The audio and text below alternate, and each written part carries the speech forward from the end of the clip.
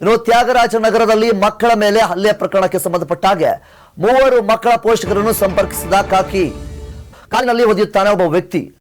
So ಈ ಒಂದು ಪ್ರಕರಣಕ್ಕೆ ಸಂಬಂಧಪಟ್ಟ ಹಾಗೆ ಇದು ನಡೆದಿರುವಂತದ್ದು ತ್ಯಾಗರಾಜನಗರದಲ್ಲಿ. ಆ ಒಂದು ತ್ಯಾಗರಾಜನಗರದಲ್ಲಿ ಏನು ಮಕ್ಕಳ ಮೇಲೆ ಹಲ್ಲೆಯನ್ನ ಮಾಡಿರ್ತಾರೆ ಆ ಒಬ್ಬ ವ್ಯಕ್ತಿ. 3 ಆ ಒಂದು ಯಾವ ಮಕ್ಕಳ ಮೇಲೆ ಹಲ್ಲೆಯನ್ನ ಮಾಡಿದ್ದಾರೆ ಆ ಒಂದು 3 ಮಕ್ಕಳ ಪೋಷಕರನ್ನ ಪೊಲೀಸ್ ಅಧಿಕಾರಿಗಳು ಈಗಾಗಲೇ ಸಂಪರ್ಕಿಸಿ ವಿಚಾರಣೆಯನ್ನು ಕೂಡ ಮಾಡಿದ್ದಾರೆ. ಜೊತೆಗೆ ಪೋಷಕರಿಗೆ ಕರೆ ಮಾಡಿ ದೂರು ಕೂಡ ನೀಡುವಂತೆ ಮನವಿಯನ್ನ ಪೊಲೀಸ್ ಅಧಿಕಾರಿಗಳು ಮಾಡಿಕೊಂಡಿದ್ದಾರೆ.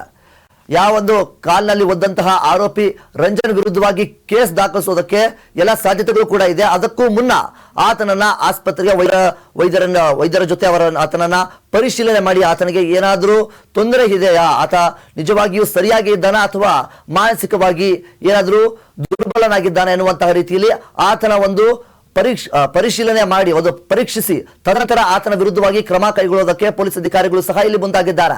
ಈಗಾಗಲೇ ಆತನನ್ನ ನಿಮಾನ್ಸ್ ವೈದ್ಯರ ವರದಿ ಬಳಿಕ ಕೇಸ್ನ ಮುಂದಿನ ತನಿಖೆಯನ್ನ ನಡೆಸೋದಕ್ಕೆ ಪೊಲೀಸ್ ಅಧಿಕಾರಿಗಳು ಮುಂದಾಗಿರುವಂತದ್ದು.